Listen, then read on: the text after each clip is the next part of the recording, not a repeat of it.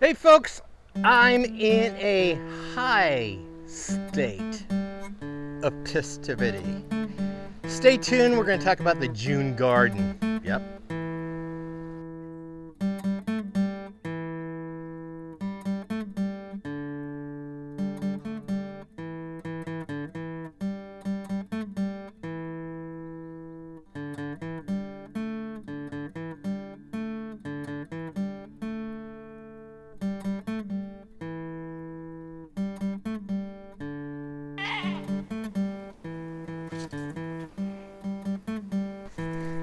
Hello, welcome back to Pine Meadows Hobby Farm. I'm your host, Jerry Hanson. Spent last month, middle of last month, just making sure my garden was planted. Planted some more seed this morning, mainly cucumbers, because my cucumbers are not doing well. I was lied to by Farmer's Almanac, for one thing. Very disappointed. So I started some more cucumber seeds, put those out. A few of them survived, but not the quantity I want. So luckily I had an overabundance of cucumber seeds that I purchased from Dollar Tree for the seeds, and I planted some more today. So I'm watering them in. I want to get these things done. I was just like, frustration, aggravation, but that's not what I am in a high state of pistivity about.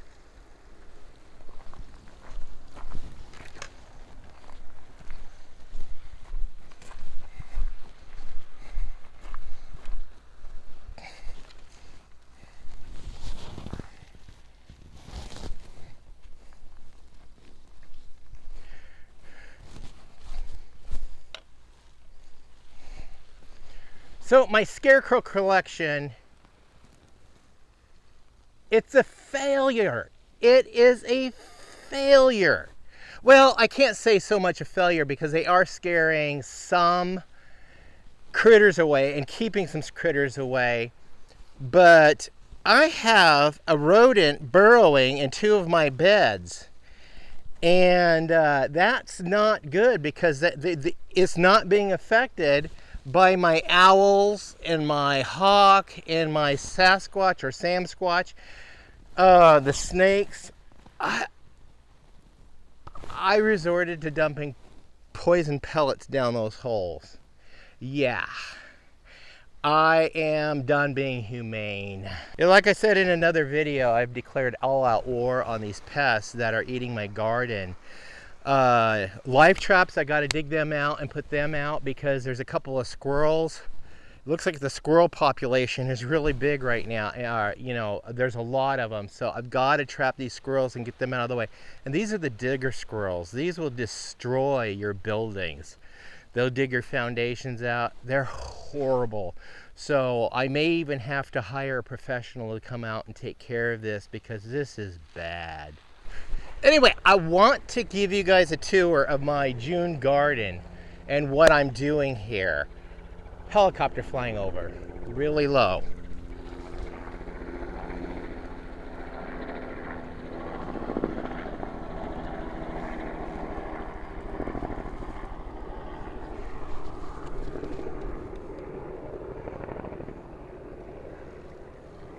Yeah, I recognize that helicopter. That is Big Brother is watching and surveilling over the area. This is contracted by the county, and they'll fly over areas.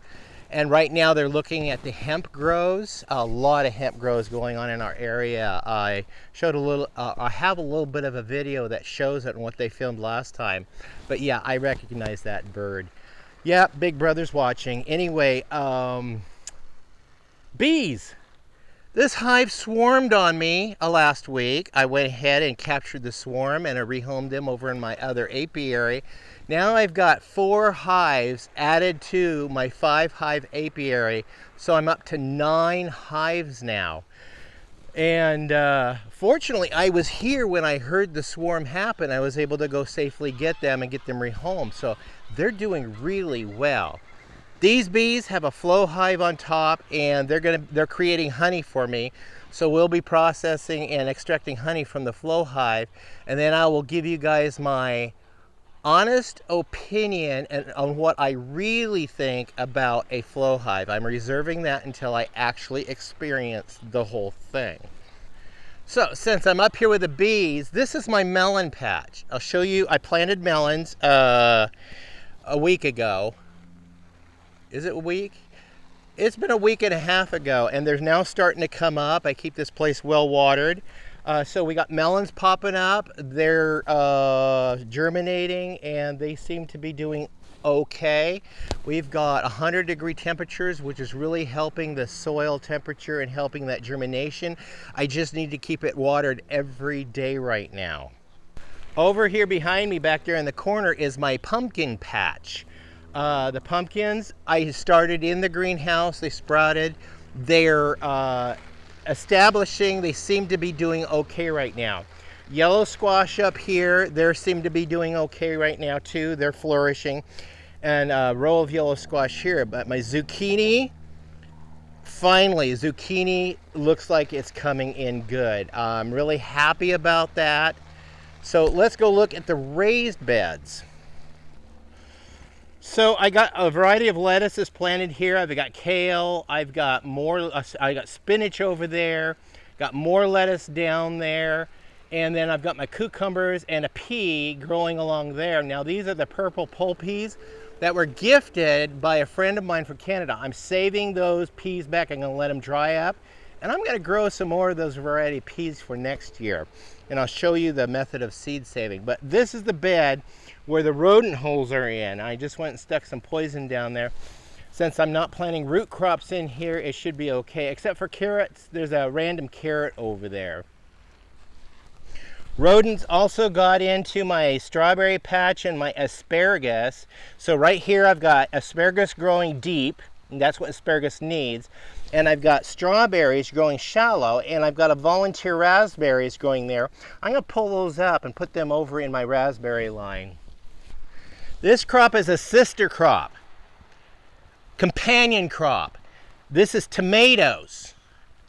I got tomato, tomato, tomato, tomato. I got 2 rows of tomatoes here. Looks like 2 of them are totally gone. They didn't survive at all. I have extra tomato plants. I'll try to transplant them and see if I can get them to bring them back. Not sure what happened there. But between each tomato plant, I have marigolds. And then in the middle, I have peppers. And then on the edges, along here, this side and that side, I have carrots. Because a carrot top produces a natural pesticide to repel insects that like tomatoes. I also have basil growing among the tomato plants, so the flavor of the basil will infuse the tomato as they grow together. I've got marigolds and another variety of flowers over there, and I've got cucumbers growing along here up this trellis. So this is a sister crop, a big companion crop. And it does not look like the rodents got to any other beds except for the back bed with my lettuce and spinach and my asparagus and strawberries. But this bed right here, this has radish. That's a root crop. I planted a bunch of cauliflower right here.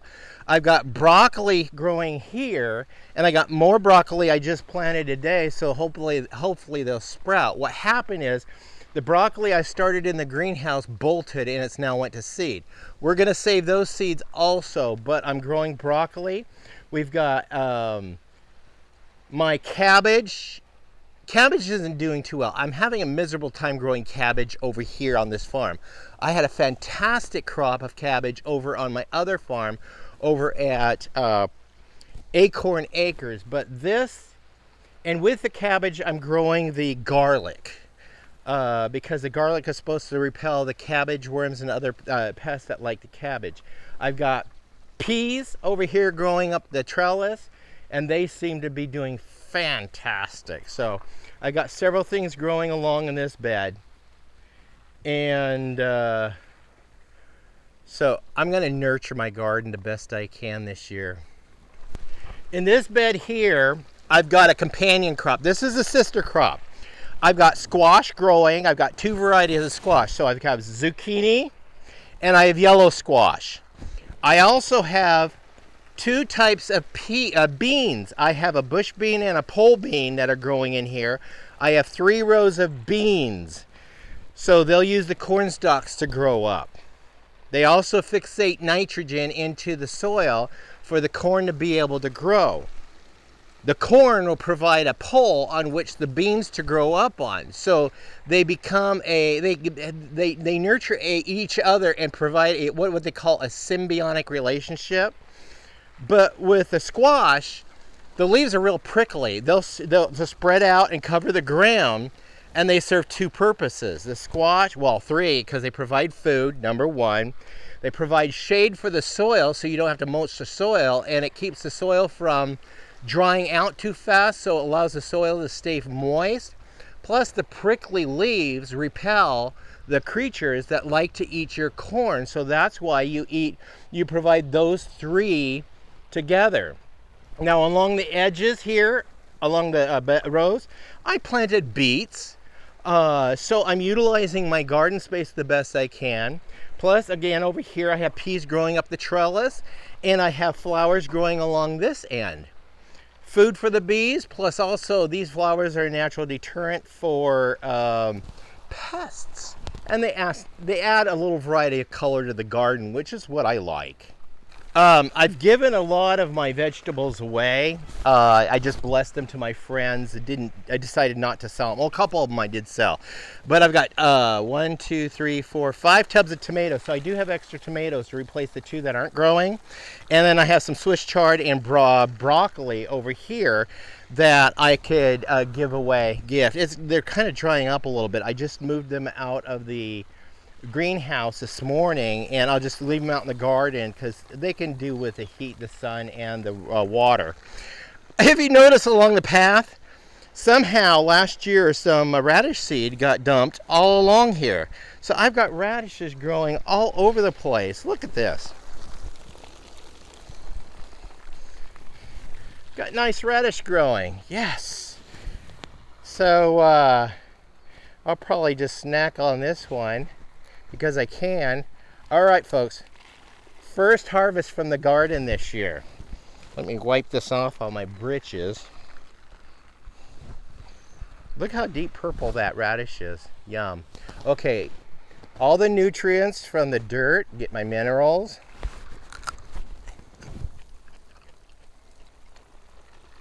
I love fresh garden vegetables, and I love fresh garden radishes. They have a little bit of an extra bite to them. I'm liking this.